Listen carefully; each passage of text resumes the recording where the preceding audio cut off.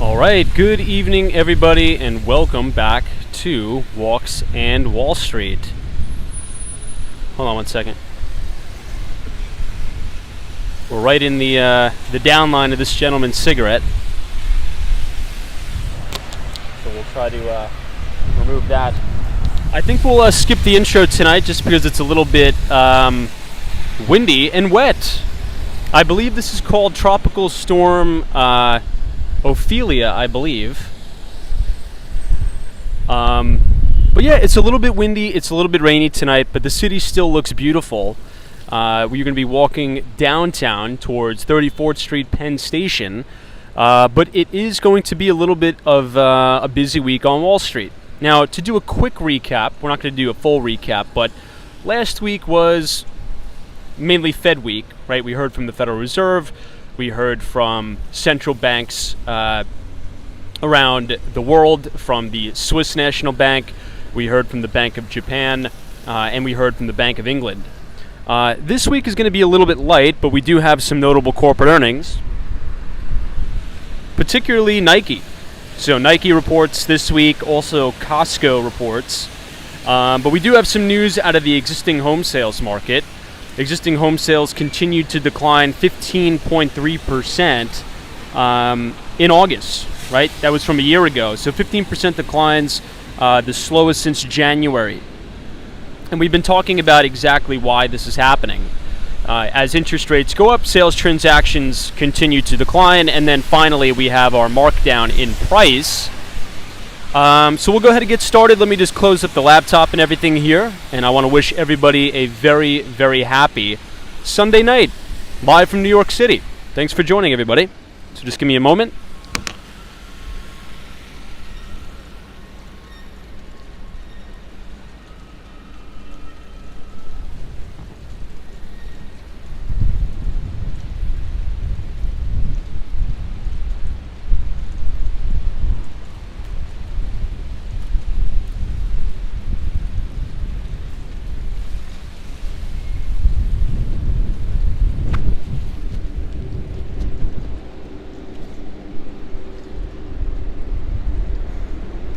Okay, we are on our way, but I think I need to clean the camera lens because it's getting a little bit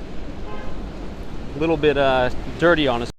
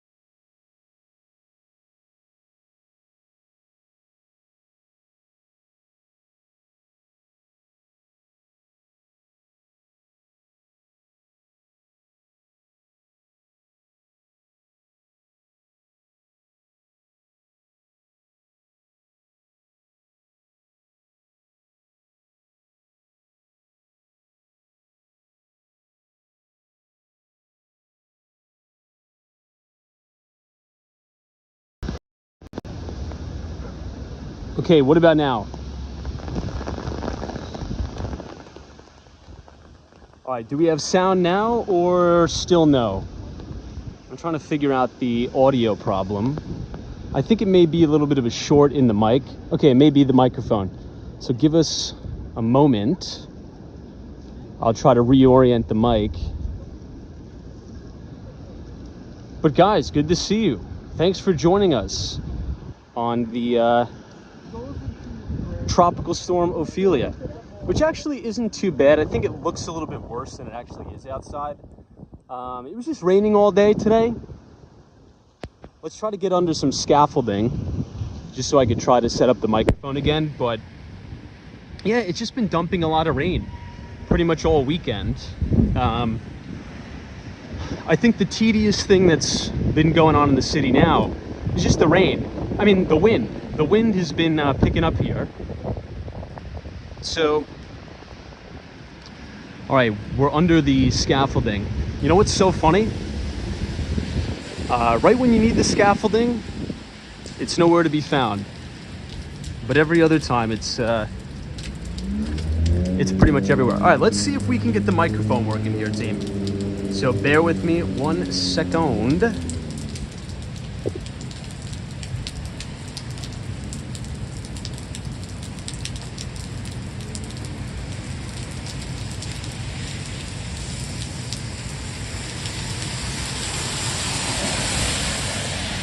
Okay, I'm gonna try to plug in the microphone right now.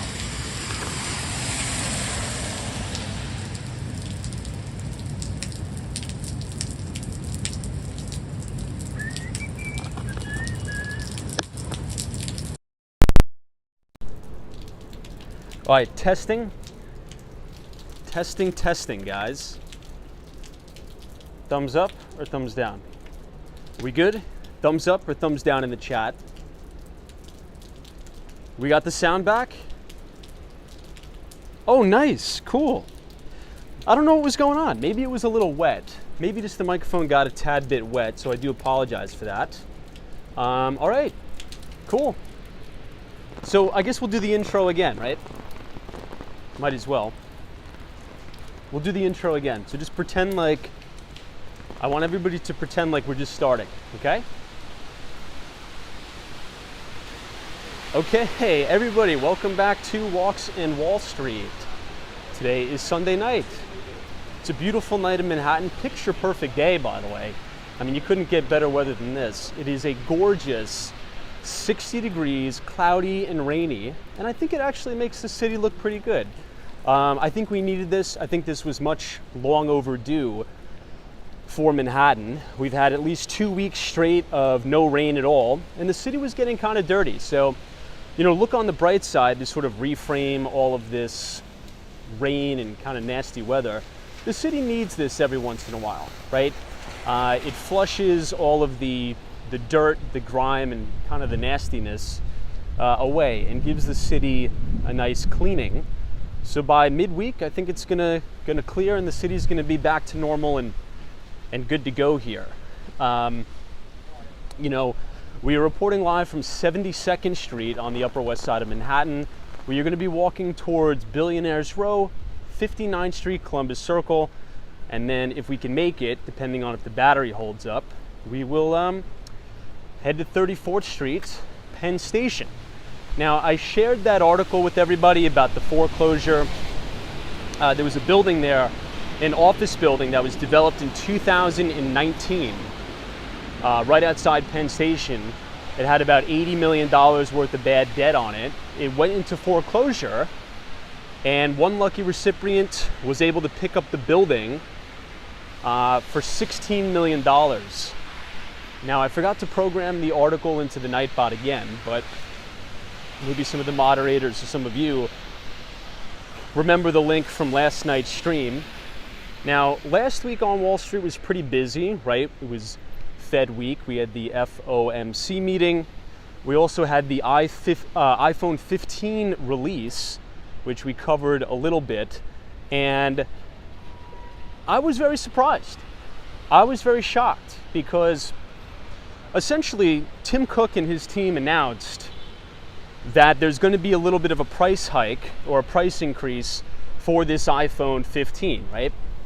So I thought, looking at all the data that we cover all the time on the stream, I thought consumers were going to be a little bit taxed, if you will, and sort of run out of their spending power. But, I mean, guys, on the day of the iPhone 15 release here in New York City, I told you already, but maybe for some of those, who missed the stream over the last couple of days, there was literally a line, okay, at the flagship Fifth Avenue Apple Store that stretched all the way from Fifth Avenue to Madison Avenue, and the line stayed like that all day. So all day, a 12-hour day starting at 8 o'clock in the morning all the way to 8 o'clock at night when I left work. Everybody lined up to get the iPhone 15.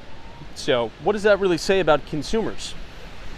Obviously that's anecdotal data, but I think it's important to acknowledge that. So maybe if you're tuning in from a different part of the country, maybe it's would be appropriate this week to sort of just check out your local Apple store and kind of get some anecdotal data yourself on consumer demand. Maybe ask your friends, ask your coworkers and the like to see if they are deciding to upgrade, because from the looks of it, this may be a record upgrade cycle, which could really impact Apple's earnings in a positive way. Troy Atman says, Tom, did you see Tim Cook there? You know what? I didn't see him, but I saw the video on Twitter, which was kind of cool. So Tim Cook, you're right. So Troy Atman is right. Tim Cook was in New York. He was in New York officially unlocking the doors at the flagship Apple store to, sort of for the opening day of the iPhone 15 release. I'm pretty sure he's not here anymore, but yeah, you're right. And besides that, last week, obviously FOMC meeting, we didn't get an interest rate hike. We heard from the Swiss National Bank. Swiss inflation now, everybody, just to quickly cover it, is back below 2%. So that's actually really, really good news. So over in Switzerland, the inflation rate of the consumer price index is back below the 2% target. You really can't say the same about here in the United States. So it seems as if every single central bank across the globe, right, with a few exceptions, is sort of all on the same page here as it relates to monetary policy. We are in a global tightening cycle. It's raining sideways here. And transitioning from a global easing cycle. Let me just wipe the camera.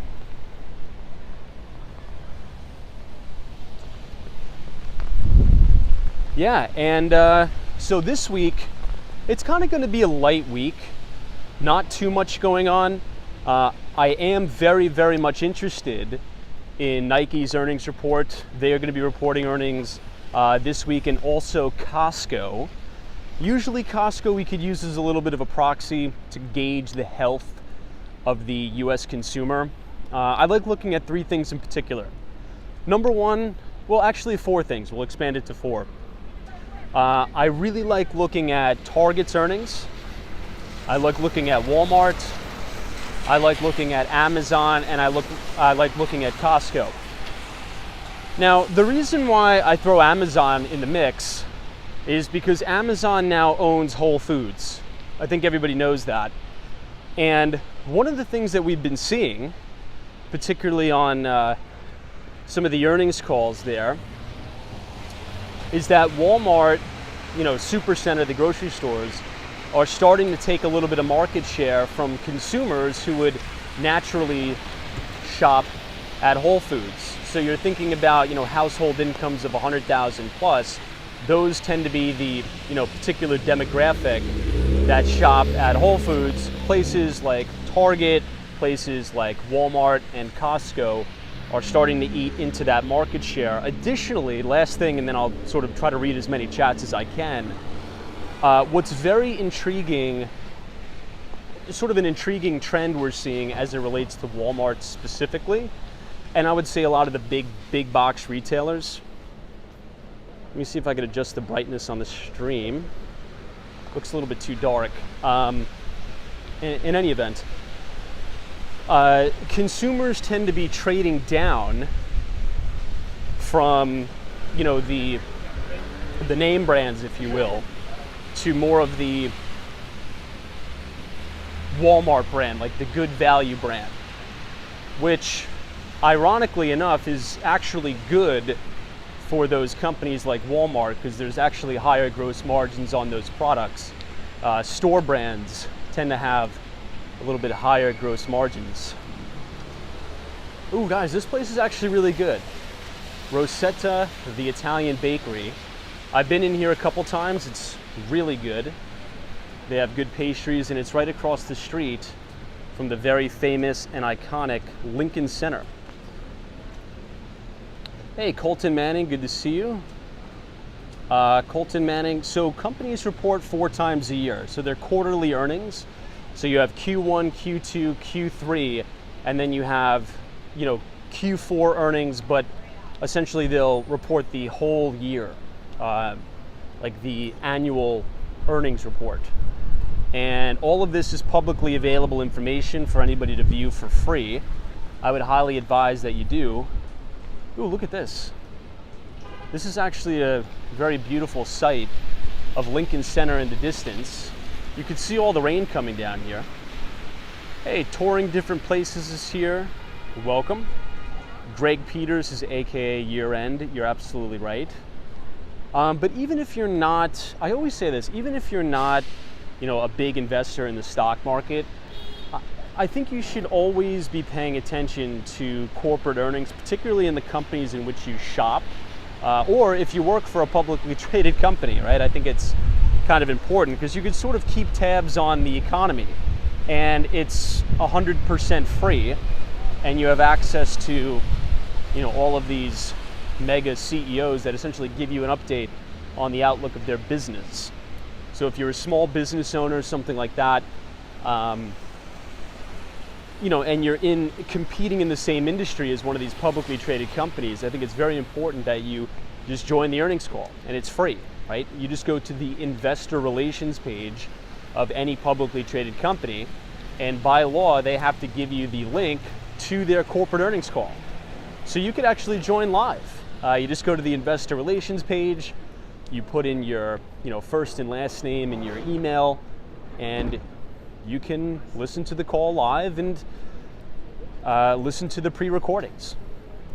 Also, if you want to look through the filings, you could just go to sec.gov, and you could look at all the 10Ks and the 10Qs. All right, let's quickly orient ourselves here. We are now on the corner of West 63rd Street and Broadway. We are standing across the street from the Smith. So right on Broadway here, across the street from Lincoln Center, you have about 4 to 5 restaurants that are pretty good. The Smith is okay. You have Cafe Fiorello as well. So the theory here is that they're very strategically placed, so you can get a meal and then you can go see your show or a ballet or an opera. So it's very, very convenient. Since we have this little bit of an underpass here, we might as well take advantage of it and try to clean the camera lens off.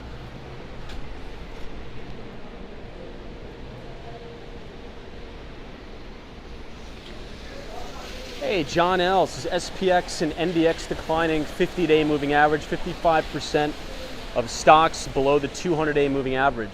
Yeah, I mean, that's very concerning. Breadth in the market has been deteriorating significantly. All of the major equity indices, as you said, the S&P 500, the NASDAQ, and the Dow, are trading back below their 50-day moving averages and their 100-day. The S&P had a really bad break last week, and I think what's driving a lot of that is the sell-off in the mega caps. Now, as we know, the top 10%, the top 10 stocks in the S&P make up about 30% of the entire index, right, the weighting. So it's a very, very high weighting. So as you have these mega caps selling off, that's really going to bring down the index. But as you mentioned, we're starting to see new 52-week lows expand as it relates to the ratio of new 52-week highs. So one of the things I like to look at is the advanced decline line. And there's been a really poor, I should say, a very, very big lack of breadth in the market, so to speak, as of now. Stephen Bates is here. What's up, Stephen? Welcome to New York on this very rainy day. And I think it's the second day of fall. Hey, Michael999 says hello here from Japan. Welcome. Good to see you. Thanks for joining us. I see Theo. Welcome. Good to see you, Theo. I'll try to read as many chats as I can. Jay Frost, Western Mass. Dave. Who Dat Dave is here. Private labels are more profitable for the distributor or retailer because there are additional rebates. Yeah, and I guess you kind of cut out the middleman too, right?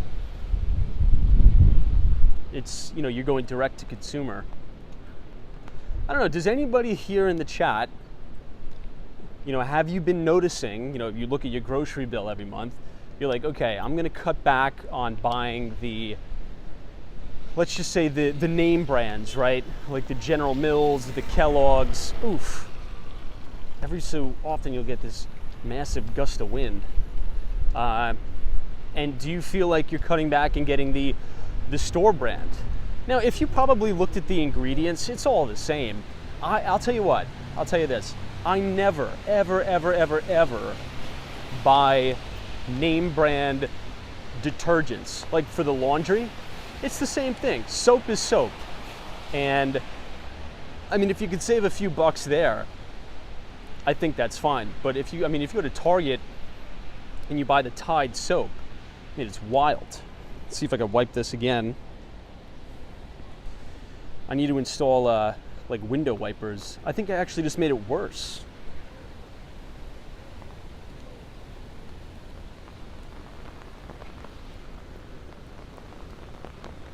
I don't know, I can't tell.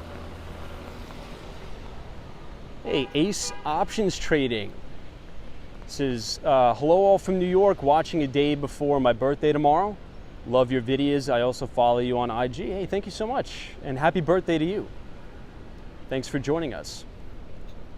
Joel PM says, I buy bulk oatmeal, no brand. A-Scan says, I only buy Tide. I'm very picky about my detergent. Okay, fair. Matt G says, hey Tom. Matt and Lizzie checking in. Good to see you guys on this very windy. It's the wind that's really just the nuisance here. It's not really the rain. The rain's not too bad. But you just have this very, very light rain. So the raindrops are very small, but you have the wind blowing it all over the place. It's definitely not ideal, team. But usually as you come up to, man, I don't even know how we're gonna do this tonight. Let's see. Now, usually,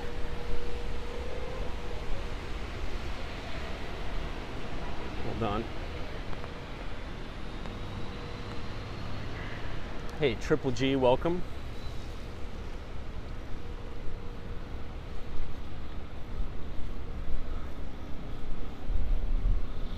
I'll quickly point this out. If you look at those big cameras on top of the streetlight, that's actually the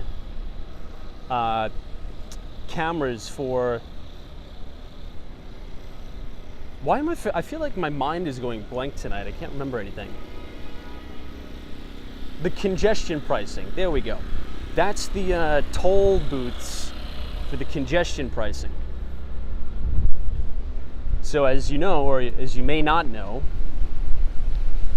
if you want to drive your car on the island of Manhattan past 60th Street, headed into Midtown, well, guess what? You're going to have to pay an additional fare, an additional toll, which is definitely not ideal, particularly as New Yorkers are hurting in a pretty big way. It seems like we're being nickeled and dimed on everything. The cost of the subway actually just went up again. Hey, Rebecca's here. What's up?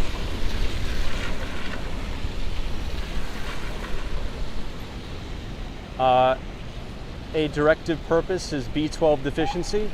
No, I think it may just because, I think it may be that we're walking in 35 mile an hour winds and rain, and I'm trying to multitask. But yeah, I think at a time when, average everyday New Yorkers are really feeling the pinch of not only inflation, but particular shelter inflation. I mean, the price of rent, the price of everything, the price of food is going up. Then you have the city and government agencies nickel and diming us on the subway, on congestion pricing, and I think it's only going to get worse. And the reason why I say that is because the city is running a massive deficit. In the next 5 years, it's projected that we could potentially be running a $12 billion deficit, which is not too good. So we'll see. Rockstar says those mopeds without license plates don't have to pay the toll. Yeah, I mean, I saw a big protest in Battery Park about that because, if you think about it, a lot of the mopeds that we've been starting to see in the city, and there's been so many, it's kind of crazy. A lot of them don't have insurance, they don't have the proper registration. So it's sort of like they're playing by their own type of rules, right? Everybody else that's driving on the road has to register the vehicle, they have to pay for insurance, and they have to pay for the tolls.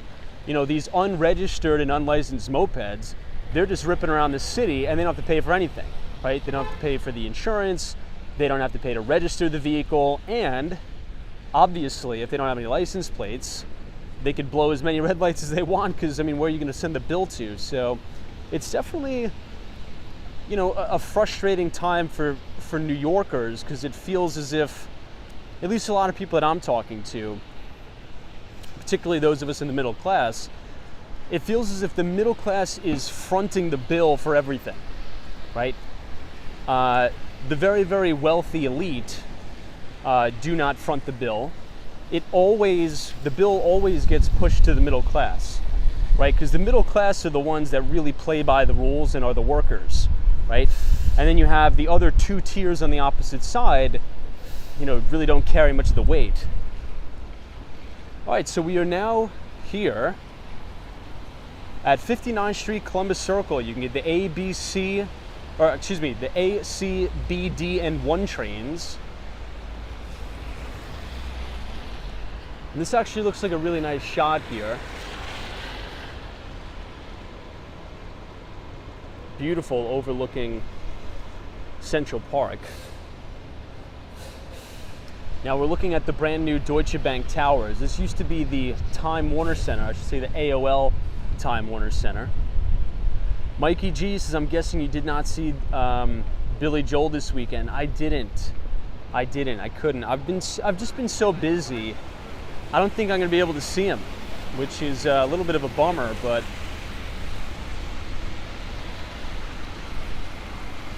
options trading says, is it harder now than ever to get an apartment in Midtown?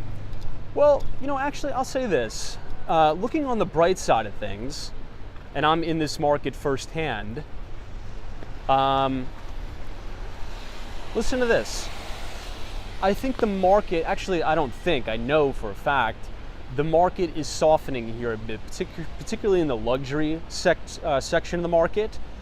And I'm seeing a lot of things sit on the market for a lot longer, like a lot longer. So, this is how a market cycle works, but in the real estate business, it just takes a little bit longer to play out due to the lack of liquidity, right? And we've talked about this before. Last week, we heard from the National Association of Realtors as they released their existing home sales report. And guess what? Exactly as expected, existing home sales are down 15% year over year. I mean, those are COVID levels when the market absolutely froze up and nobody was doing anything. But it makes sense, right? That's what happens at the turn of a business cycle. when you have interest rates go up, right, to the tune of, we've raised interest rates a little bit over 500 basis points, and the 30-year fixed rate mortgage has gone from 3.5% now to 7.5%, and depending on credit worthiness and credit quality of the borrower, you could potentially be getting quoted 8% on a 30-year fixed. A lot of people can't afford that because valuations are still the same, generally speaking, as 2021. So guess what happens? Transaction volume declines significantly. Deals aren't getting done. The market is in a gridlock. And it's sort of like a game of chicken, right? Who's going to balk first? Is it going to be the buyer or is it going to be the sellers? And in my opinion, I think it's going to be the sellers. If they want to sell their property, if they want to get a deal done, they're going to have to readjust their prices, or valuations are going to have to readjust for these higher interest rates, right? Now, some buyers may have, may be price, how should I say this? Price may not be as big of a factor for some of the cash buyers out there, but for middle class, just regular apartment, and if you're speaking in New York City, the sort of the mid of the market is in that $1 to $3 million range, right? You start to get into luxury technically when you have sales over $4 million, but that sort of core market is softening. And I think it should soften, and I think that's a good thing, because that means rents are going to come down as well, which can provide some much needed relief to the American consumer. Sunshine after rain, what's going on? Thanks for joining. This is middle income Americans. Annual incomes are between $38,000 and $114,000 a year. Carl Ross is Tom. Can we could see 10% mortgage rates before it's all said and done? I would agree. I think you're right. I definitely think you're right. Hey, Destructionist. Oh my God, now it's a party. Destructionist is evening Tom and chat, watching and listening as we are busy getting the house ready for our new puppy who arrives next week. Wow, how exciting. What kind of puppy? I should say what breed. Hopefully it's a beagle. Let's see. Hopefully a beagle.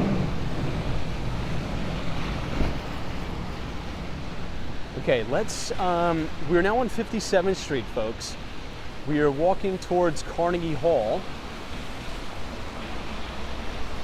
Juan Fernandez is a Boston Terrier. Robert is here. Richard Vogel. Since we're under some scaffolding, I'll go ahead and clean off the lens.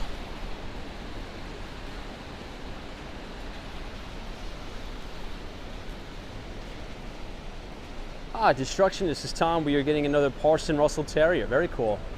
Love that. TB says, Tom, do you know if there are any luggage storage at JFK?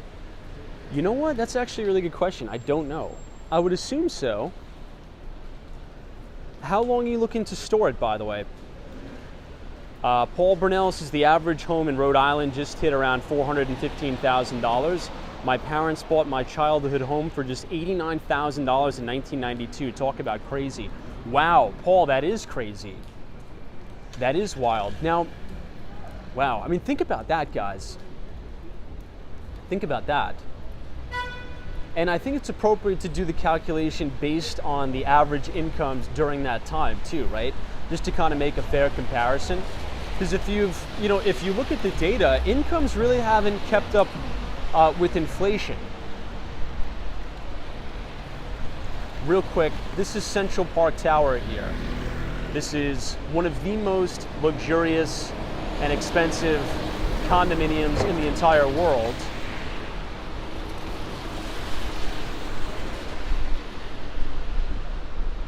It's so stormy, it's so cloudy, and it's so windy out.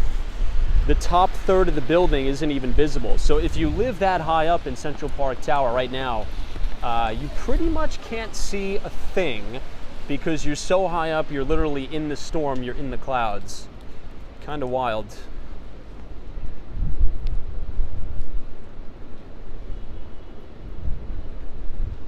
Now, since I gave a little bit of an update on sort of what we're seeing in the New York City real estate market, right, as it relates to sales and rentals, 2 months ago, the average rent on the island of Manhattan hit an all-time record high.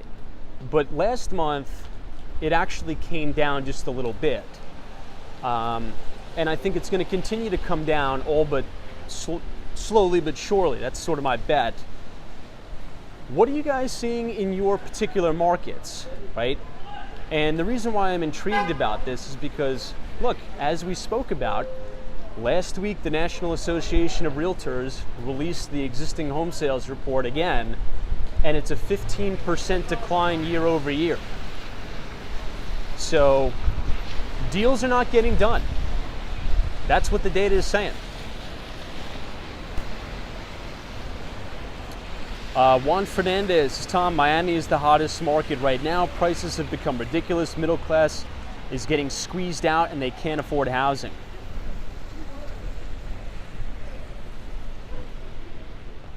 Hey, Mike Jones, what's up?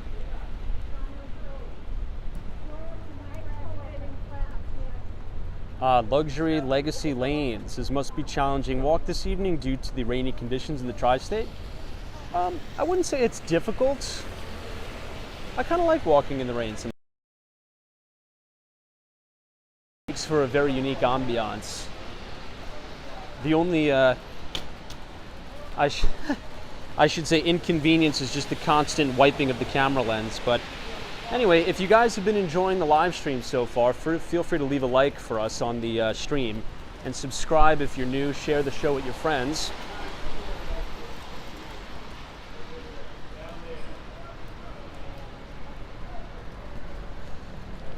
But, you know, Juan Fernandez was talking about Miami, and you're right. I mean, the valuation of my home, just it went astronomical. And you would think that, oh, I'm super excited and super happy about that. Not really, guys.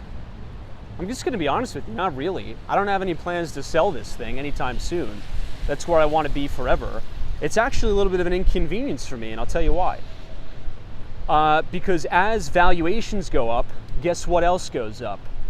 Yeah, the greedy, money-hungry government gets their hands in the deal and jacks up the property insurance, right? So I'm assuming everybody who's a homeowner just got their renewals for their insurance and their new assessment for their property taxes.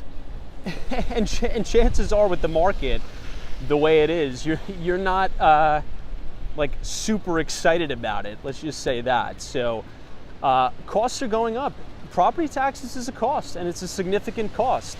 And to Juan Fernandez's point, you know, these little teeny 3-bedroom, 1-bathroom Miami homes in North Miami and North Miami Beach, and even all the way out in, like Hollywood, Florida up there.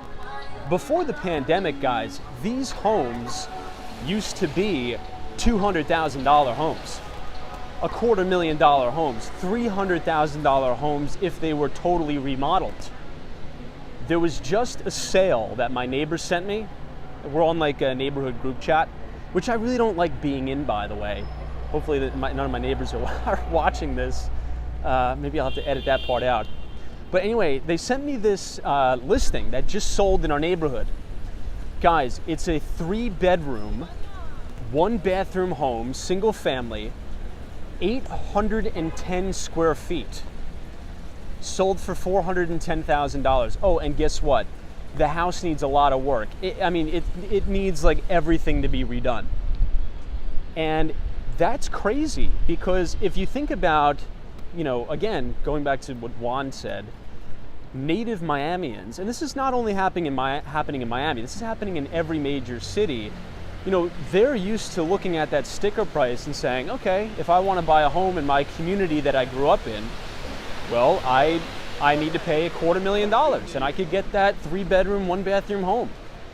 Now the prices have doubled, and what you're seeing is people from the West Coast, right, who are used to California pricing, who are used to San Francisco pricing, people from the Northeast who are used to New York City and Long Island and New Jersey pricing.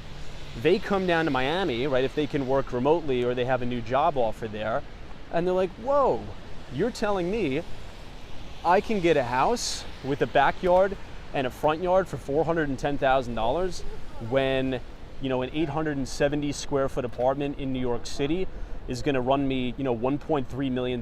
This is a deal and a half. This is a deal of a lifetime. So I really think it's a major psychological shift that's going on, because you have this massive uptick in migration trends from California moving to Florida, from New Yorkers moving to Florida, and not only buying primary residences, everybody, they're buying summer homes, they're buying pied-à-terres. So it's definitely a big problem. Definitely a big problem. Hey, Dusty Cole, what's up?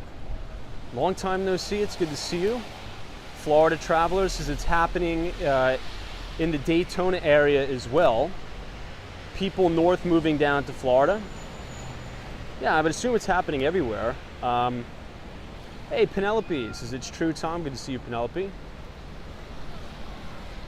Now, Penelope is from Tennessee, and the market in Tennessee, particularly Nashville, I mean, that has been a market over the last 2 years that have been absolutely on fire. That, I mean, if you want to talk about ridiculous price increases, anybody in the chat who's watching from Nashville, Tennessee, that is like some really, really aggressive price increases there. All right, let me try to catch up on some of the chats. Hey, Ricardo305, what's up? I know, I love Miami too, I'm not complaining. Well, I am complaining a little bit about the property taxes.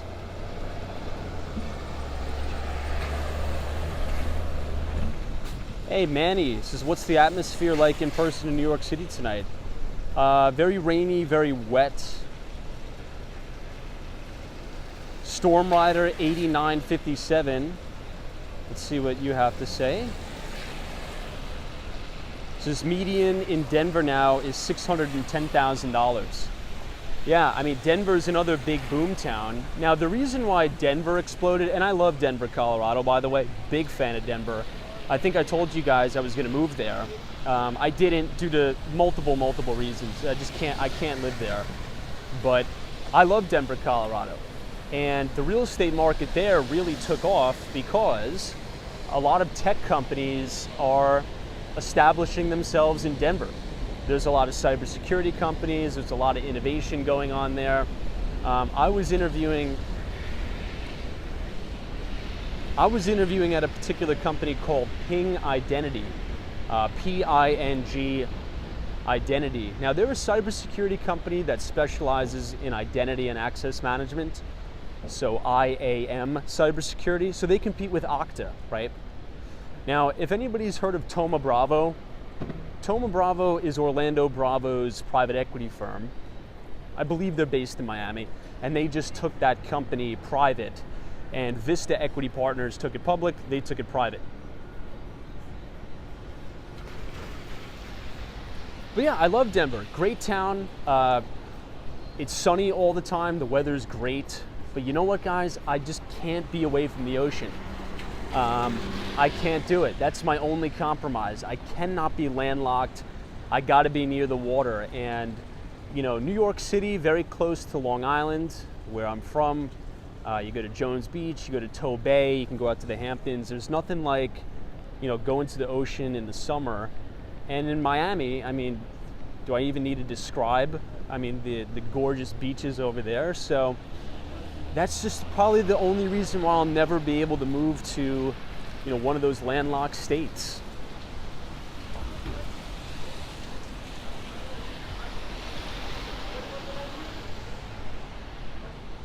All right, we are now standing across the street from the BNP Paribas. This is a French investment bank, and a few years back, unfortunately, there was a fatal helicopter crash on the roof of this building, which was very tragic and horrible. Again, the BNP Paribas, which is a few blocks down from Barclays Investment Bank. Let's see what Harry has to say. Harry says, how much is gas in New York City? I'm paying $6.50 for regular in San Francisco.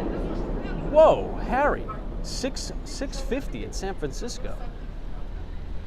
Wow.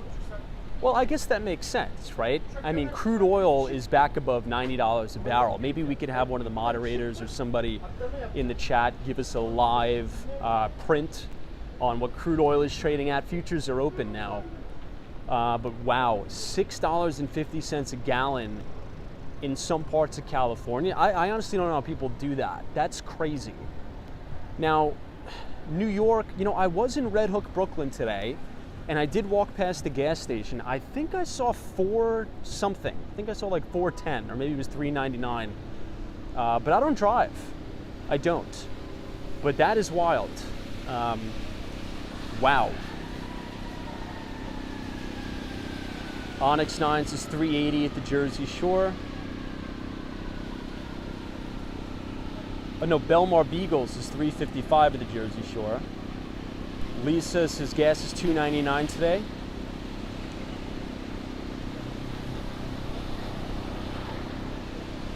$3.35 in Virginia. Okay. Jen City says Red Hook is a vibe. It is. So Jen, I gotta tell you, our team, we just landed a big deal in Red Hook. It's called the Conover, 199 Conover Street. It is such a beautiful, bespoke, brand new condominium. Now, it's about 50% sold out, but we are tasked with selling out the other half of the building. So we currently, our team here at the Kirsten Jordan team at Douglas Elliman, we hold the record for the highest priced listing in Red Hook. That's Penthouse 3B. If you want to see a full property tour of the penthouse at the Conover, I filmed it and put it up on the YouTube channel. So if you click the channel and just go to property tours, you can see all of our listings from Grand Street to Gramercy North, all of our amazing listings. You can check them out. But Red Hook is definitely a vibe. I agree with you 1000%. Hey, Ukrainian Royal, thank you so much for your very kind donation. It says gas is $4.09 to $3.99 in North Country, New York, near Canada. That's not too bad, right? I mean, comparison to $6 in California. Justin S says it's about $4 for regular.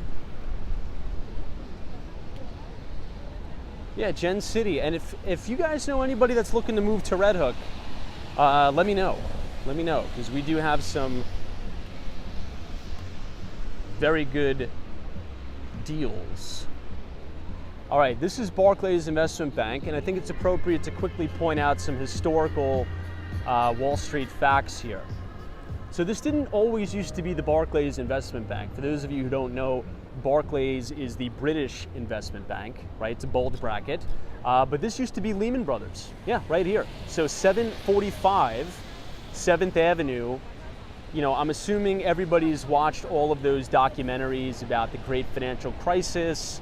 You know, if you ever watched or turned on CNBC or Bloomberg in 2008, this front door was pretty much on the news all the time. This was the iconic shot of all of those investment bankers leaving the front door of Lehman Brothers because they were fired, right? Because the bank went under. And in its place now takes the British bank, Barclays. Kind of interesting.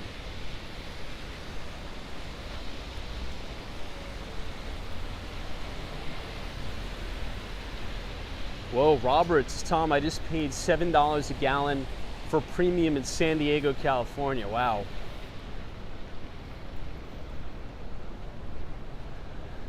That's insane.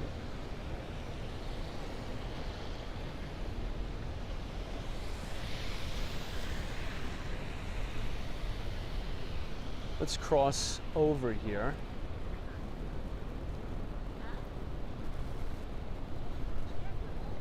Tish TV says, I wouldn't mind moving back to New York State. Move, come back. Join the party, join the fun, my friend.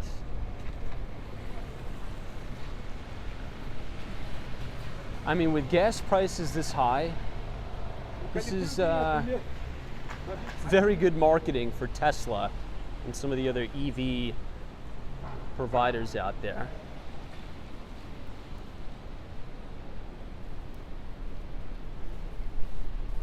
I want to quickly cut over and show everybody Radio City Music Hall and Rockefeller Center. We'll do that. TB says, how much to rent a studio in New York City? Now that's a very, very broad question because New York City is very big. So I'm assuming you mean Manhattan, right? Now, you can find a studio apartment for rent in actually some pretty good parts of the Upper West Side for right about $1,800 a month.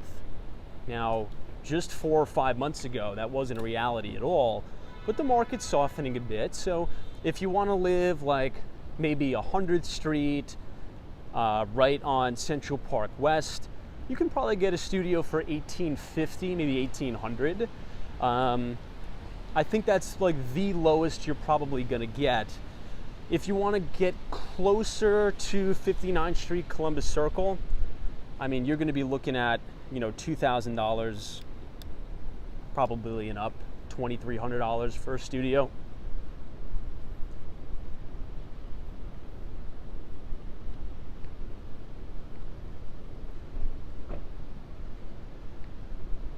Daryl says there's very little EV charging stations. I think there's some by the airport, near JFK. In a lot of the new developments that are going up in some of the more, I don't want to say rural because it's not a rural area, but some of the less densely populated neighborhoods of Brooklyn and Queens, there's a lot of new condominiums going up, and their parking spaces are coming equipped with EV chargers. So that's actually what we're doing at the Conover, which is coming soon. So we do have dedicated spaces for purchase at the Conover. They run at about $50,000 a space, and you can have your EV charger there. Jen Claus says, in order to rent a place in Manhattan, Tom, is a guarantor always required? No. The rule in New York is you have to make 40 times the monthly rent. If you make 40 times the rent, you're good to go. And obviously you have to have a good credit score and all of that, right? I mean, if your credit is totally bombed and you do make the 40 times the monthly rent, you still may run into a little bit of an issue there, to be honest. Oh, nice. Michelle Henry says, I started a new job in Lebanon, Tennessee. They have charging stations. It's a brand new building. Well, that's good. That's convenient. You commute to work, you can just plug in your Tesla. That's good. I think we're going to start to see more and more of that. All right, everybody, check this out. This is always a really pretty shot in the rain.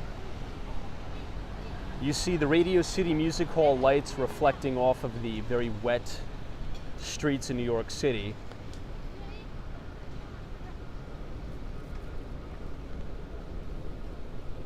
Looks really beautiful here.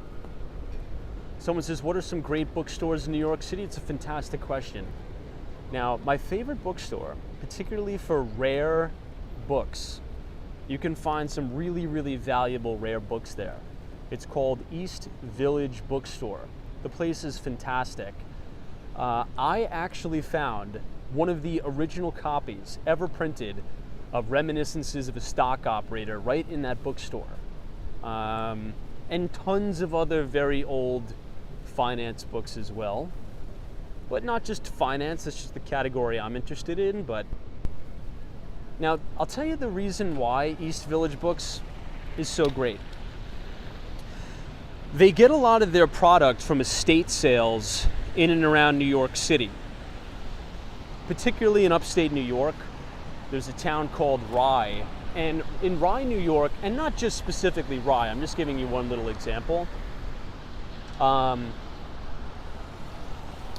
There's a lot of old wealth. And, unfortunately, during these estate sales, when, these elderly, individuals unfortunately pass on, what happens a lot of times is the kids kind of disregard, or the family kind of disregards a lot of these like rare and very, very old and classic books from time to time. So they just get thrown out. So a lot of times what they'll do, East Village Bookstore will just go to a lot of these estate sales, or the kids will just bring like a big pile of books to these bookstores, and they'll be sold for like pennies on the dollar. Oh man, we gotta wipe this thing again. But yeah, they get at a lot of estate sales.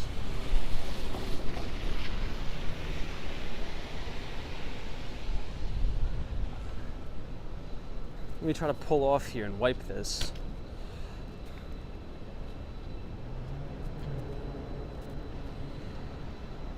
All right, cool.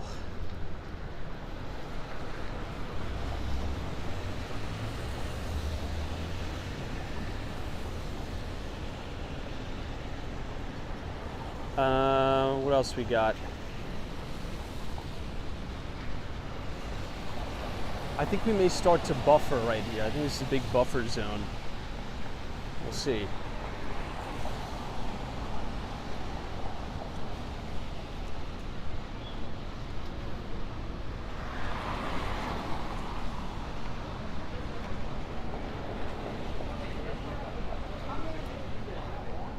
Ooh, crypto meme. That may be a good idea. Get some Rain-X for the lens. That may not be a bad idea at all.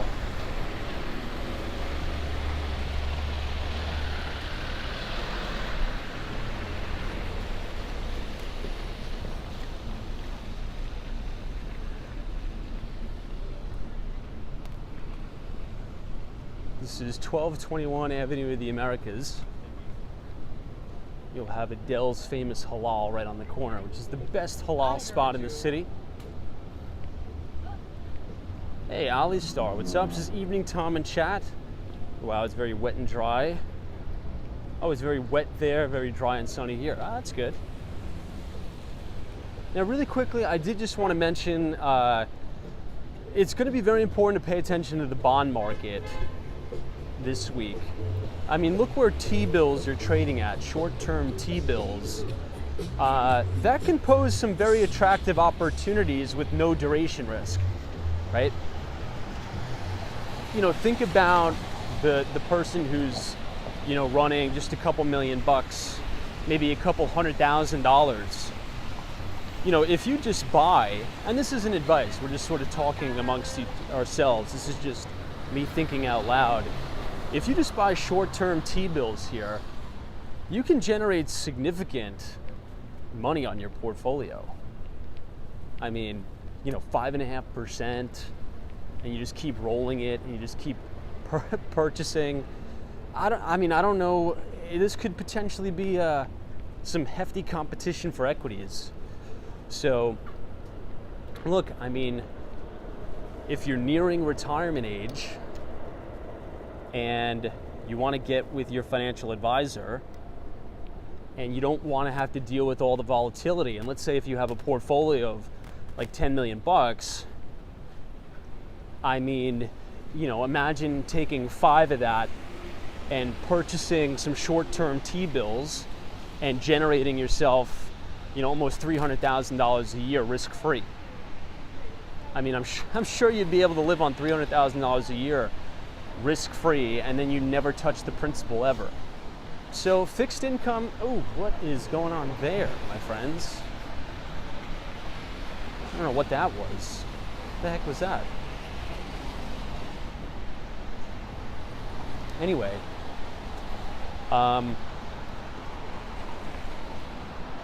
yeah. So no duration risk, no volatility. Fixed income is sort of making a comeback here, isn't it? Which is good for savers, right? It's positive for savers.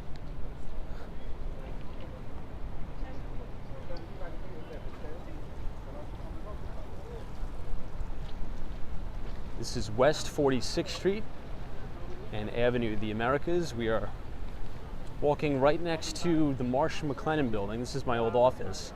I used to sit right here, right above the 1166. This used to be my cube. And in our building, we had D.E. Shaw, or David Shaw & Co., which is one of the most successful quantitative quant hedge funds on Wall Street. Now, I always tell this story, but we do have a lot of new viewers here, and I think it's a cool story. I think it's appropriate to tell. Now, Jeff Bezos, our good friend Jeff, yeah, Joel PMs is risk-free. What about the debt ceiling? Yeah, I understand. I guess technically nothing is risk-free. The reason why people say, buying US Treasuries or T-bills are risk-free is because the United States has never defaulted on its debt obligations. And I think if we were ever allowed to default on our debt obligations, it would send the world into a tailspin. So I don't think we're going to default. That's a good point, though. On a technical point, that's actually a very good point. So our good friend Jeffrey Bezos, before he started Amazon, his first job out of college was an analyst at D.E. Shaw, the quantitative hedge fund. Now, D.E. Shaw was founded by David Shaw, and Jeff Bezos was making a lot of money here in New York as an analyst, right? And he had this idea for Amazon. So he goes over to his boss, David, and says, you know what? You want to just quickly take a walk with me in Central Park? I want to tell you about an idea I have. So Jeff Bezos and David Shaw go on a walk in Central Park. And Jeff Bezos pitches him the idea of Amazon. Now, at the time, there was no AWS, right? There was no ideas of cloud computing. It was just, I want to sell books online. And David Shaw actually liked the idea a lot. But he turned to Jeff Bezos and he said, you know what, Jeff? This is a really, really good idea. Oh my God, I think we're just gonna have to leave the camera the way it is. He says, Jeff, this is a really good idea for somebody who already doesn't have a good job, right? So in essence, hey, this is a good idea, but you're working on Wall Street, we're making money hand over fist. The quant fund back then, he may have been making, upwards of $750,000. At some of those quantitative funds, right out of college. It's a pretty good deal. I'm not sure if that's how much he was making. Maybe a little less, maybe a little more. But, in the end, he turns in his resignation letter and says, you know what? This is what I really want to do. I want to pursue my dream of opening up Amazon. And that is the story of how Amazon came to be. So if Jeff Bezos never took the chance, never took the risk, right, of saying, you know what, I'm going to go out on my own, I'm going to be an entrepreneur, I'm going to leave my Wall Street job where I'm making a fortune, and I'm going to try to start a business, we would never have had Amazon. And it's kind of crazy to think about that. It sort of just gets my brain turning about how many people right now are up in these massive buildings. This is Salesforce Tower. This is Bank of America Tower, right? Think about all of the people who are going to come to work tomorrow in these towers that are brilliant people, that are so smart, that have an idea, but they just can't take the jump to try. They just can't take the jump to say, you know what? I'm going to take the risk, even though I'm making, $250,000 in New York or more. I'm just going to leave this job and I'm going to take the risk and I'm going to try to go out on my own. Imagine all of the ideas, all of the new Teslas, all of the new Microsofts that are literally sitting in these buildings right now just in intellectual capital. It's really fascinating. It's kind of crazy to think about in a way. Anyway, I always like that story of how Amazon got started.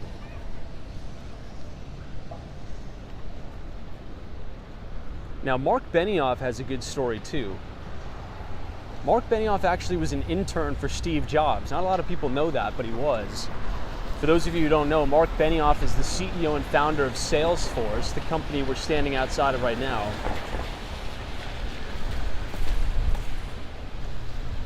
But we are here at Bryant Park. This is 42nd Street and 6th Avenue. This is the entrance to Bryant Park. And we are standing across the street from Brian Moynihan's tower, the Bank of America Tower. Everything's closed down now, but I'll try to give you a best shot as I can. Now that little ball all the way in the distance is the ball that they drop on New Year's Eve. That is the top of 1 Times Square.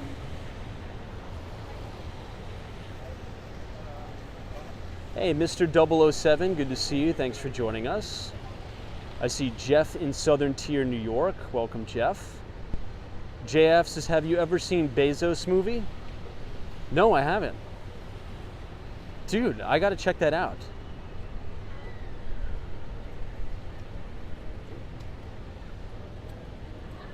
I didn't know there was a movie. Yeah, Dave says the rain doesn't look too bad. It's not bad, honestly. I think it just looks a lot worse than it is. The bad thing is just the rain, right? I mean, not the rain, the wind. Because the wind is blowing the misty rain around and it's soaking everything. I'd rather much have like a really, really hard downpouring rain than a misty rain with crazy amounts of wind. I know that may sound crazy, but that's sort of what I would prefer. 2448 says, didn't you say you're not really a movie guy? I'm not a movie guy, but if it's about, you know, something that's going to be intellectually stimulating, then yeah, I'm down to watch it.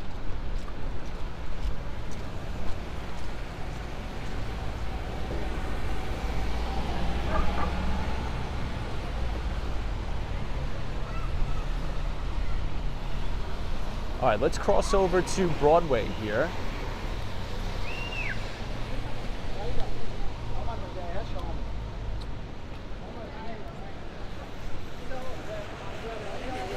Hey, Sunshine L says, hey Tom, just got in from a misty rain.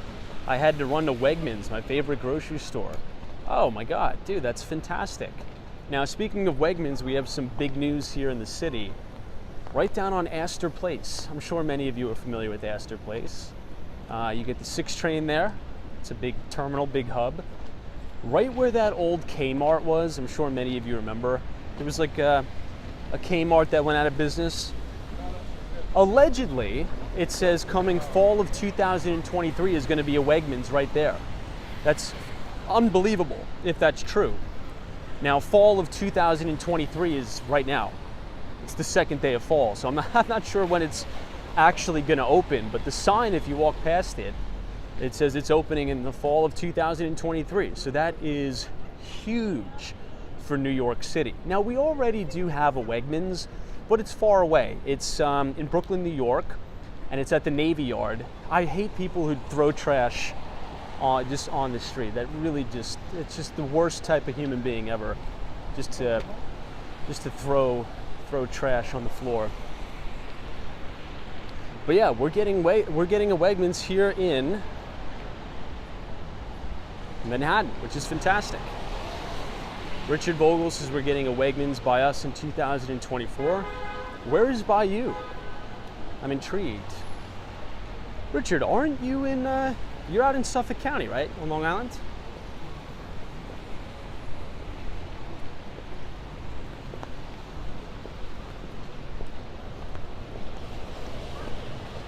Maybe I'm mixing you up with somebody else. If that's true, that's pretty good.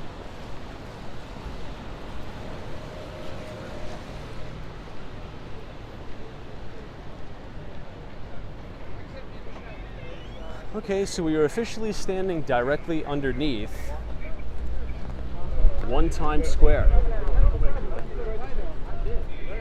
Pretty soon, before we know it, we're going to be dropping the ball on New Year's Eve. Hey, Zips is morning from Australia. What's up from the Gold Coast? Says New York is looking fabulous with all the reflections. It really is. I mean, the storm has kind of died down now, which is nice. We just have some minor flooding by the subways, as you can see. This is one of the things that I'm going to hate the most about the winter, though, in New York, for anybody who's visiting here. When it snows, it's not a pain when the snow is on the ground. It's a pain when the snow melts, because there's just nowhere for the snow to go. So you have these massive slush puddles on the corner of every street that is so tedious to walk through.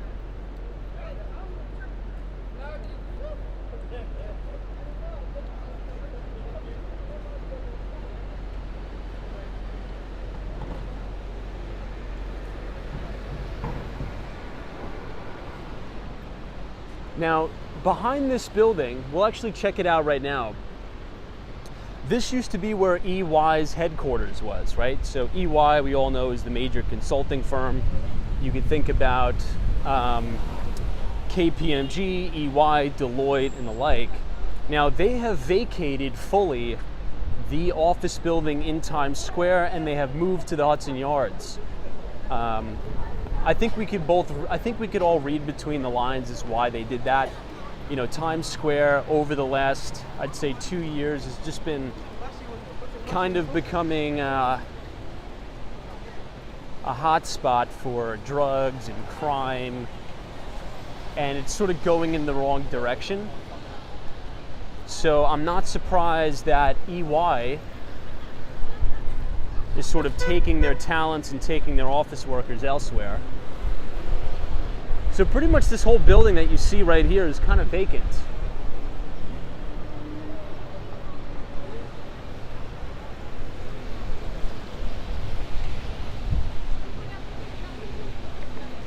This is the main subway stop right here. Now, at a lot of the major subway terminals around New York City, they've installed these AI facial recognition cameras now. I'm not sure if you heard about this, because there's been so much fare evasion. You're going to have these cameras. Let's see if we could see any. Well, here they have a lot of police officers, but there's been so much fare evasion, and the MTA has been losing so much money that they're going to try to use that as a deterrence, to kind of calculate how much money they're actually losing by people jumping the turnstiles. Now, honestly, I never really see people jumping the turnstile at 42nd Street, mainly because there's cops like literally watching you, so they're probably going to write you a ticket. But at 34th Street Penn Station, they might as well not even have a turnstile. They might as well just take the turnstiles down and let everybody waltz right in, because like every other person just jumps the thing and nobody cares. And that's been a big problem for the MTA, and that's part of the reason why they had to increase prices, because the MTA is running a big deficit.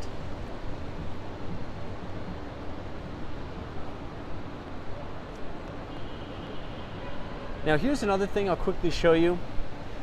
All along Midtown Manhattan, you're going to see just like Vespa after Vespa after Vespa after Vespa. Now the NYPD has actually been doing an okay job about cracking down on these now. But you'll see a lot of them around the city with no registration, no license plates, and just a lot of people have been driving around, and it's been causing a lot of havoc in the city. But the NYPD has been doing a good job of sort of confiscating a lot of the illegal Vespas that have been driving around the city. But this is looking northbound into Times Square. You can see still a lot of them here. You got another one there.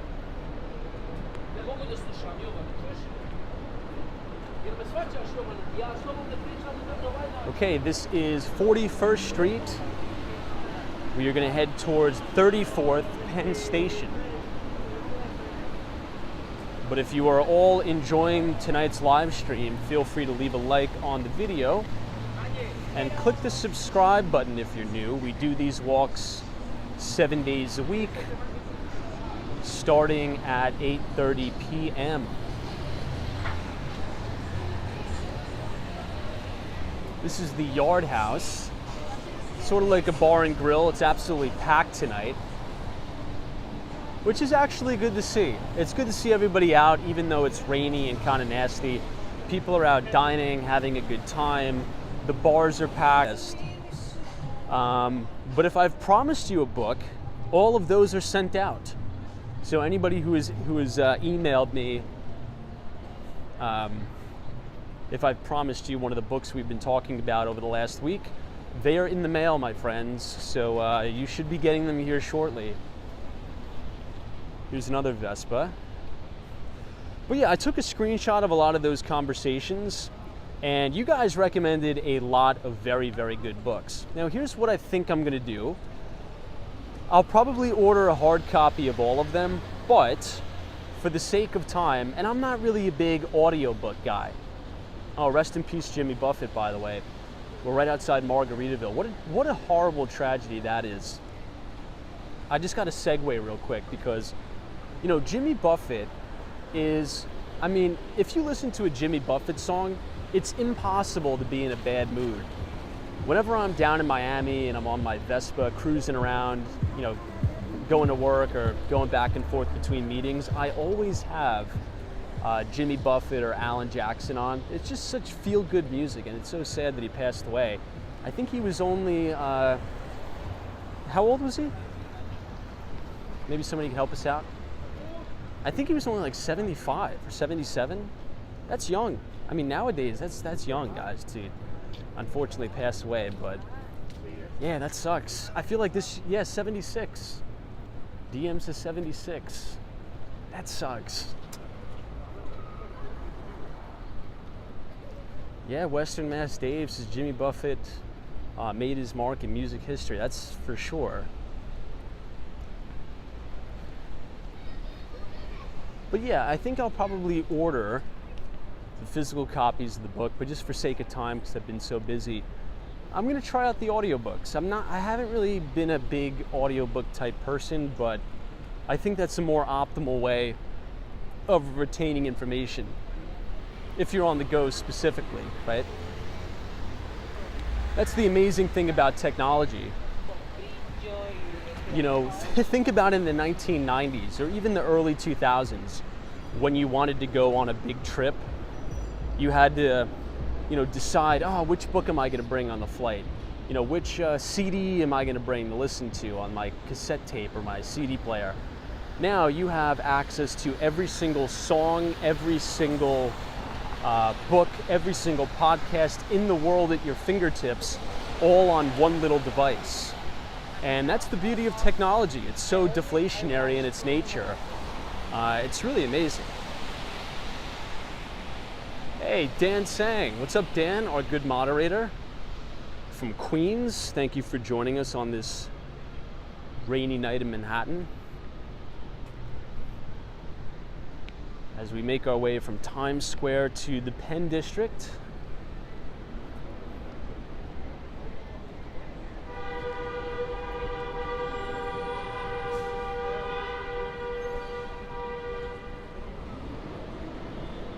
Juan says, Tom, what are your thoughts on Neuralink?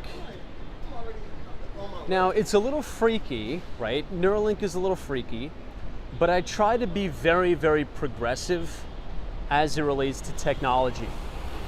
Because, if you look back throughout history, hold that thought 1 second here, team. This is big breaking news here in New York. They opened, or it appears that they just opened, a Made in New York pizza spot right here on the corner of West 38th Street. This is a really good pizza spot. Now, it's native to the Upper West Side of Manhattan. I had no idea they opened one down here. This is actually really good to know. So if you want a very, very good pizza shop in Manhattan, come to West 38th Street. I think this is 7th Avenue. Yeah. And go to Made in New York Pizza. So I think Neuralink is good. And if you look back throughout history, every single new technological advancement, every single one of them, have been met with resistance, right? From the automobile, right? There used to be protests in Manhattan from the horse and buggies saying, no, we don't want these vehicles, they're going to take all of our jobs. And they actually split the island of Manhattan in half and said, okay, cars on the north side, horses and carriages and buggies on the south side. And it's like that with anything, right? It's, I always watch that Matt Lauer interview when the iPhone just came out. Does anybody remember the Today Show when literally the first iPhone came out? And he's like, what do we need this, iPhone device for? You could send email and you could go on the internet. He's like, but don't we have our computers already? Or don't we have, don't we just have the post office? Can't you just drop a letter in the mail? And now looking back, like that sounds so ridiculous, right? Everybody does everything on their phones now.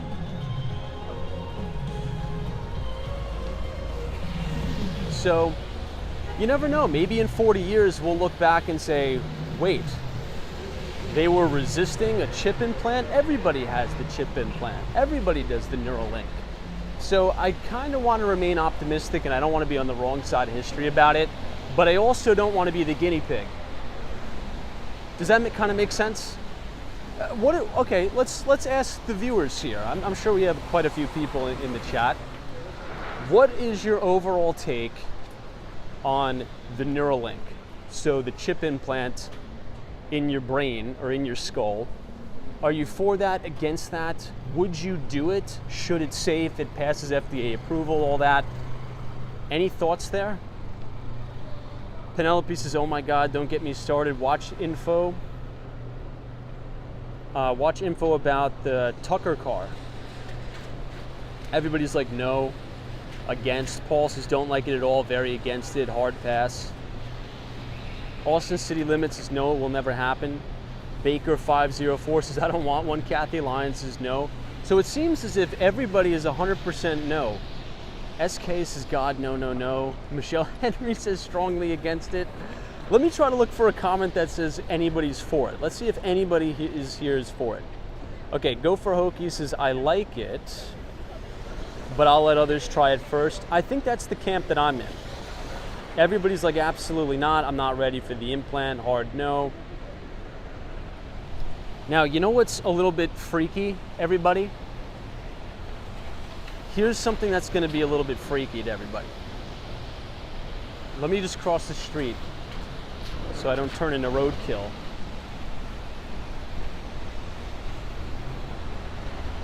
I think this is going to be standard practice in 50 years then. Now, could it be that I'm being contrarian for the sake of being a contrarian here? Maybe, but hear me out on this one. And I think you guys are all making good points. I'm actually on your side, right? Everybody's saying no, no, no, but I'm sort of trying to force myself to be optimistic about it and sort of lean into it because I know what's coming a little bit.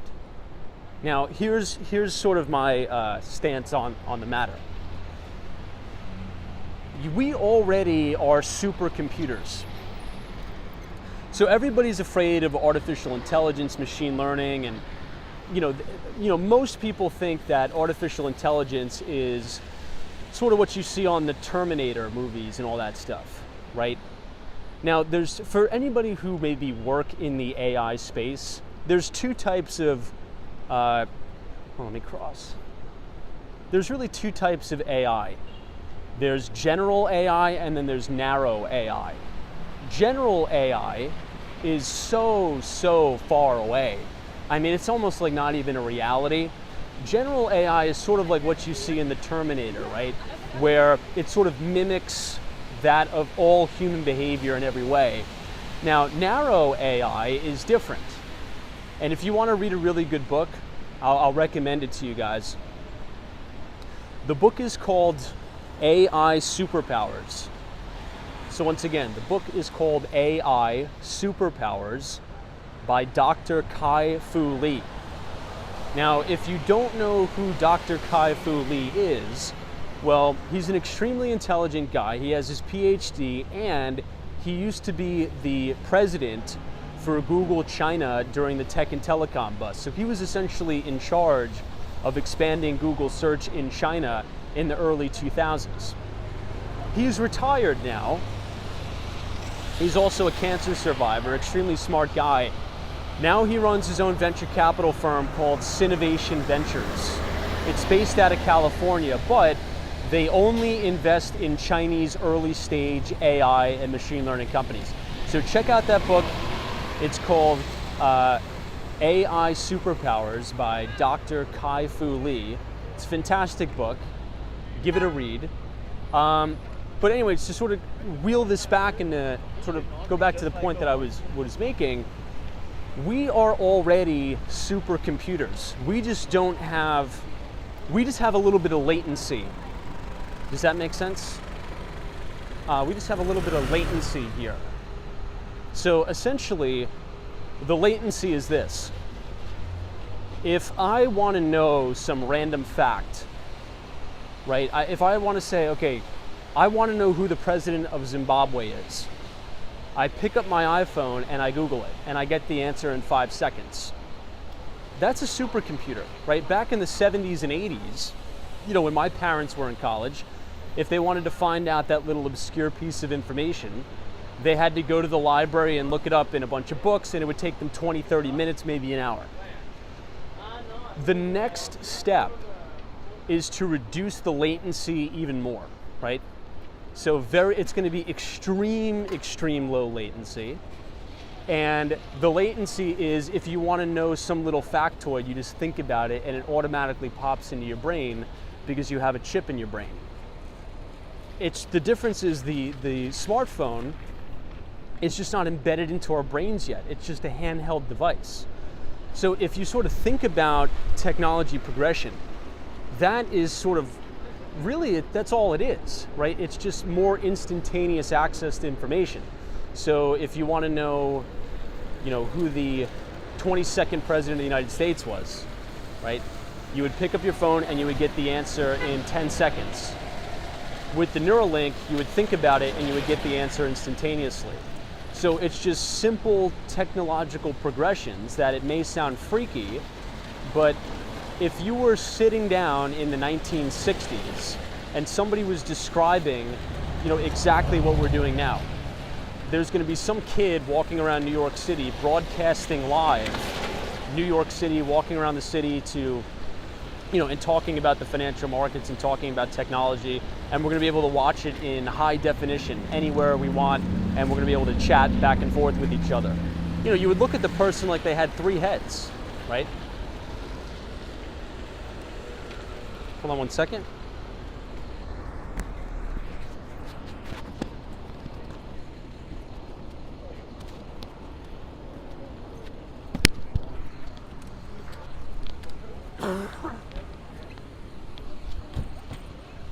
Okay, we are standing across the street from the brand new Penn Station entrance.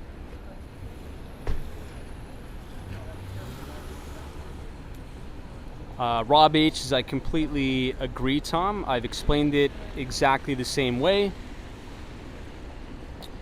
Hold on, the chat's just moving way too fast. I can't even read. And hands on the keyboard being the slow link. Yeah. No, this doesn't mean I'm right. No, I just want to make that point. Hold on, I got to adjust the camera here in my bag. Just give me 2 seconds, everybody. I got to put you down for a second. I apologize.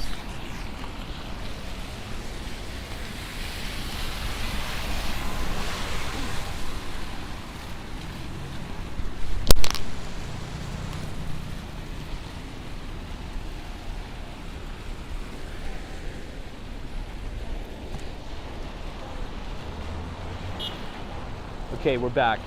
Ratcam. JC is AI has become biased. Yeah, it has in many cases, you're right. JC, good to see you, by the way.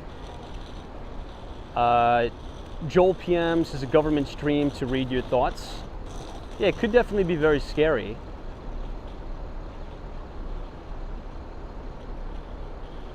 Now, look, I try again. Well, all right, let's cross here. What I am concerned about is this. I don't like what I'm seeing that's happening in China with a lot of the social credit score system, because that's a real thing. And essentially, if you don't have the appropriate behaviors or do the appropriate things, they could restrict some of your, God-given freedoms. Now, I don't think that would ever happen here. But then again, never say never. And then another clarification I'd like to make is these are just my thoughts. Doesn't mean I'm right. I could be totally wrong, right? Maybe this Neuralink thing doesn't even play out and I'm completely wrong. That's totally possible. It's just I've studied this extensively, technological trends. I've worked in, for some major telecommunications companies, and this is how companies think. These are how engineers think when they're building these new products. They think about previous adoption curves and previous adoption trends. Let me just try to close up my umbrella.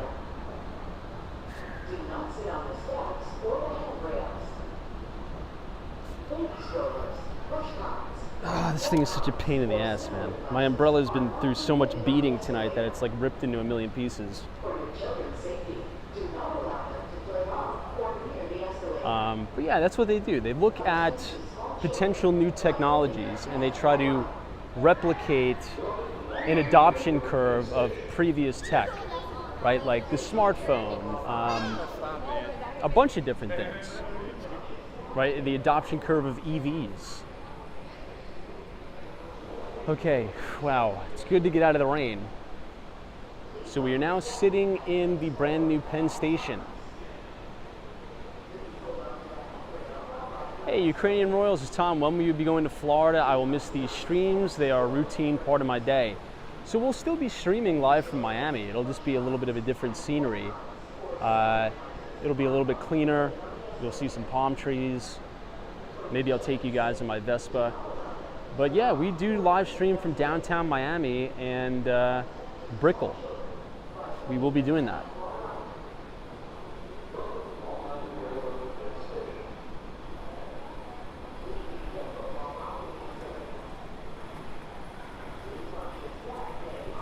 All right, let's head back up here.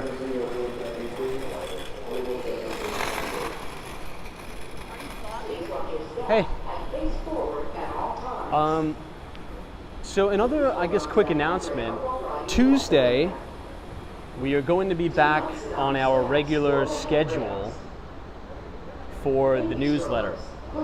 So we do write a free financial newsletter that covers the equity markets, fixed income, and real estate.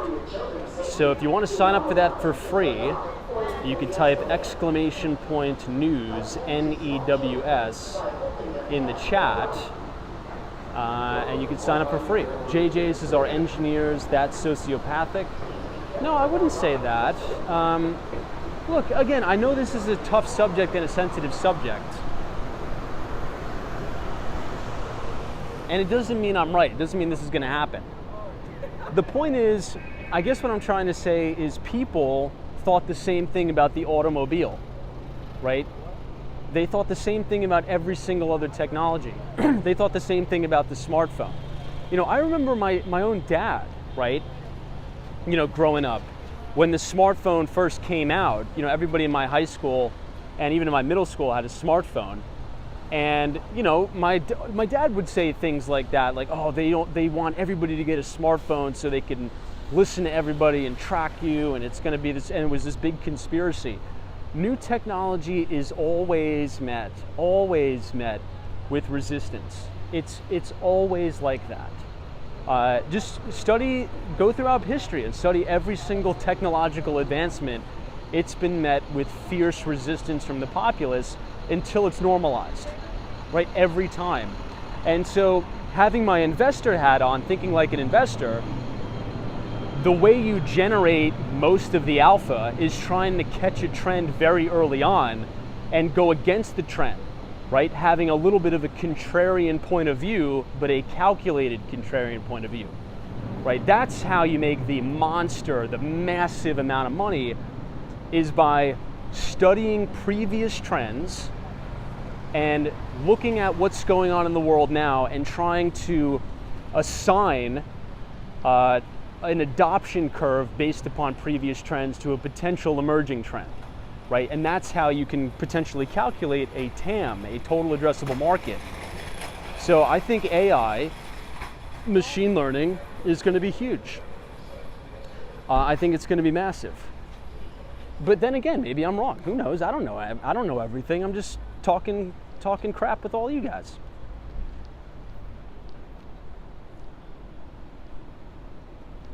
Dan Zhang says, Tom, have you seen the news?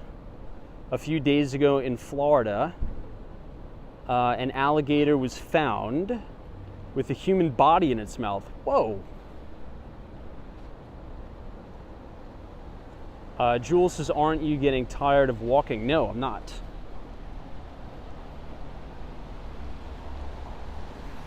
Whoa. An alligator with a human body in its mouth. No, I did not hear about that. Crazy.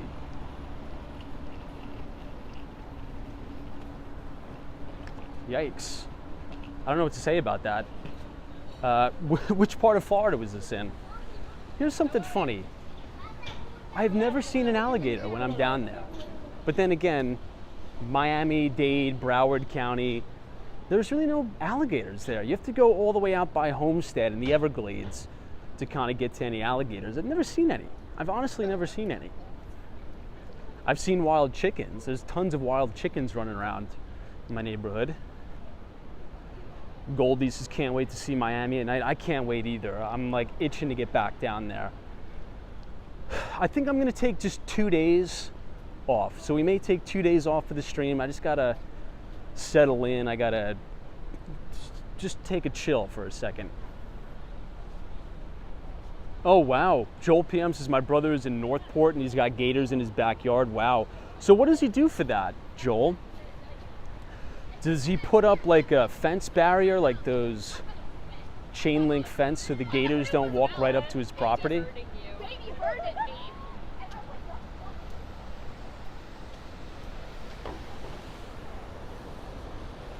Deborah S. is not true. They are in eastern counties of Florida in mating seasons. Oh, wow. Yeah, I mean, Deborah, I've never personally seen one. I'm just being honest. Maybe I'll see one soon. I don't know, but I've never seen one. Never seen one.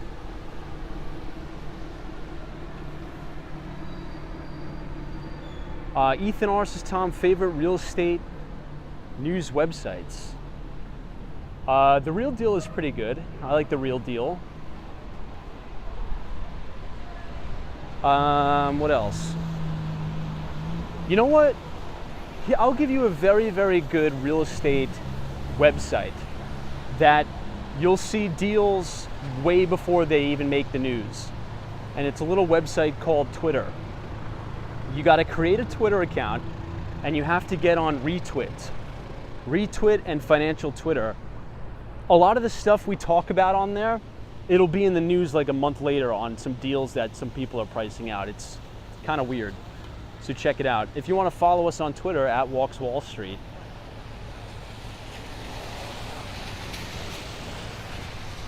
Cynthia Ava says, I thought Tom loves New York City. You thought right.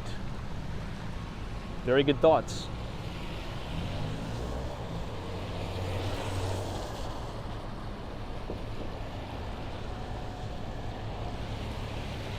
This is the New Yorker Hotel right on 8th Avenue.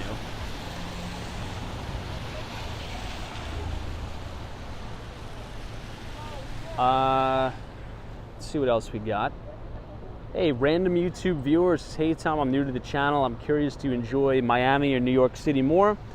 I enjoy New York City more in the summer and in the spring, and I enjoy Miami more in the winter and in the fall. But I love both. I mean, there's only two places I would ever want to live, permanent, and that is Miami, Florida, and New York City.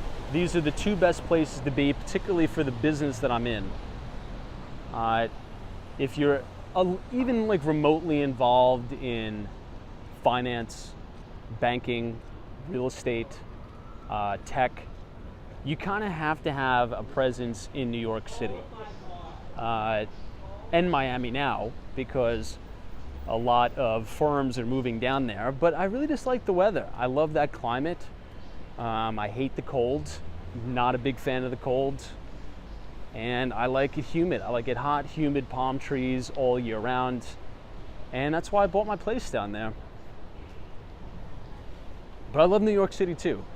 I don't subscribe to, you know, the big battle that's going back and forth of people saying, because there's some people that are so just politically motivated that, you know, and they email me too. They'll be like, oh, you know, New York City is this libtard city and it's going to go to hell and it sucks. And then you'll have these people that'll email me about, you know, I've even had people email me saying, Tom, I love your live stream. I found you in New York City, but then, you know, I found out that you own a property in Florida, and I can't support anybody who would buy in a state that's run by Governor Ron DeSantis because he's banning books and he's anti-trans. And I'm like, guys, you are nuts. First of all, you're nuts. Second of all, this is the United States of America, okay? And as a free citizen of the United States of America, I will go where I want. I will buy property wherever the hell I want because I bust my ass, and I'll do whatever I want. And if I want to buy property in Florida, I'll do it. If I want to buy property in New York State, I will do it. I don't care what party, political affiliation, the mayor of New York City is. I don't care what political affiliation the governor of Florida is. Don't care. It's irrelevant to me. I go where the opportunity is, and I go where I like. And I don't let political decisions limit where I can enjoy. And I think that's a good way to live life. It's okay if you live in a state and you're a Republican and you have a Democrat as governor. That's okay. I'm a Republican. If you had to, well, I wouldn't say I'm a Republican, I'd say I'm a conservative.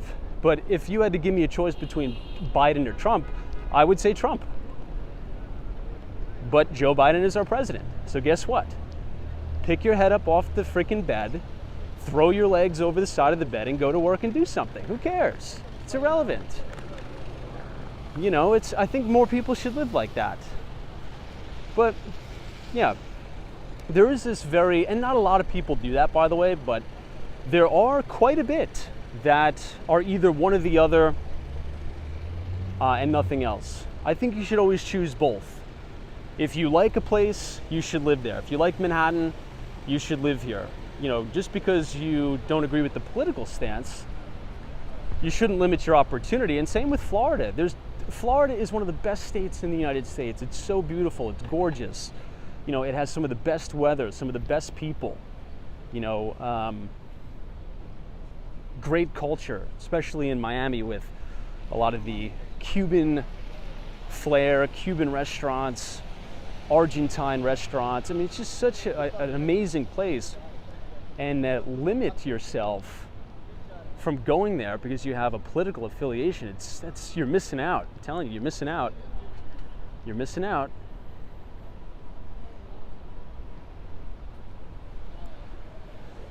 Soho Joe says DeSantis sucks for sure. I still love Florida.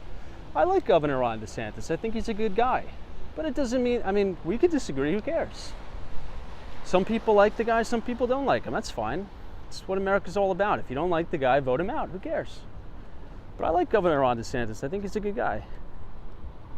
Many of the chatters here says he's awful. That's fine. I respect that opinion. I respect that all the way.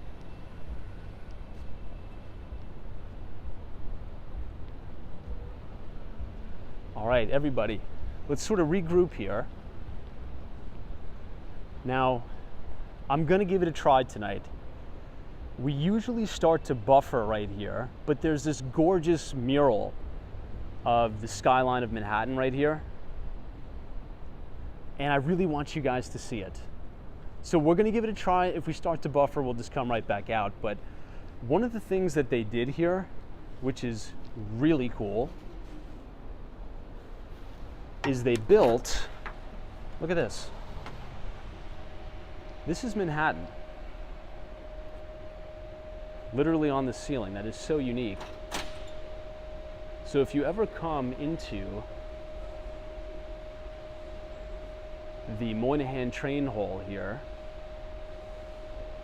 you will see this amazing mural of the skyline of Manhattan upside down. Isn't that really cool? Not a lot of people know about this. Not a lot of people know this is here, but it is, and it's really stunning. Let me see if I could zoom out a little bit. I know, right? I'm seeing a lot of. Not a lot of people know this is even here. Some people who even walk through these doors, they never stop to look up. This is like a hidden gem inside the Moynihan train hall. So if you're ever coming here, if you're a tourist or you're visiting, or even if you're a New Yorker and you come here all the time and you just completely just didn't even notice it's here, just look up. All you got to do is look up and you see this amazing mural. You can see One Vanderbilt there. I think you can see the World Trade Center, Bank of America Tower. It's really cool, very unique.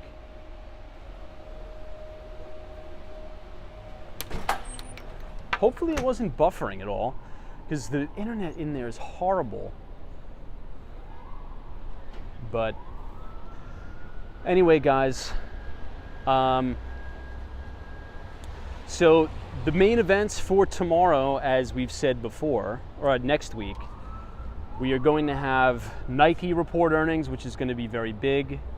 We are going to have Costco reporting earnings, and we are also going to get the PPI numbers, which is the producer price index for inflation, which we'll talk about. So it's going to be a little bit of a mild week, which I think we all deserve, right after that crazy, Fed week and all of the central banks. And even in New York City, we've had, oh my God, what a crazy busy week us New Yorkers had last week. The UN General Assembly, we've had nonstop security and, all this stuff. So, all right, guys, that's it. That's all I got. Hopefully you enjoyed that live stream tonight through the stormy, the windy, the crazy New York City weather, tropical storm Ophelia. I want to wish everybody a fantastic start to the week. Hit it hard, get after it, and we will regroup and give a little bit of an update tomorrow night at 8:30. If you enjoyed the live stream, feel free to leave a like on the video and also subscribe to the channel if you're new. If you're looking to move to New York, either buying, selling, or renting, reach out to me. I'm a part of one of the best real estate teams that does the most deals in Manhattan. We'd love to help you out here at the Kirsten Jordan team at Douglas Elliman. So everybody, have a fantastic rest of your Sunday night. Have a phenomenal week ahead. And I will see everybody right back here tomorrow live from the greatest city on earth, New York, at 8:30. So Dusty Cole, Sunshine After Rain, Juan Fernandez, Mohammed, Joseph Hardaway, Danny, thank you so much. Amelia, all of our great moderators, Melee, Colton Manning, DM, thank you for being a good moderator, Brian Forrest, Western Mass Dave, Paul Medis, Fred X, God bless. And there's always a bull market somewhere. You just need to know where to look. See you guys.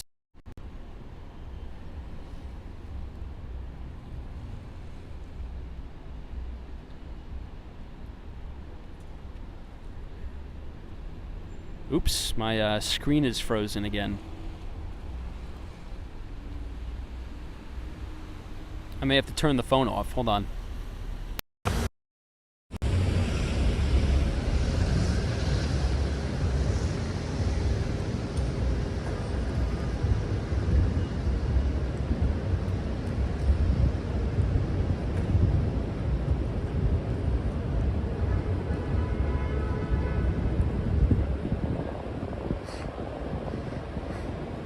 I think the phone does this usually when it's bad weather, when it gets wet.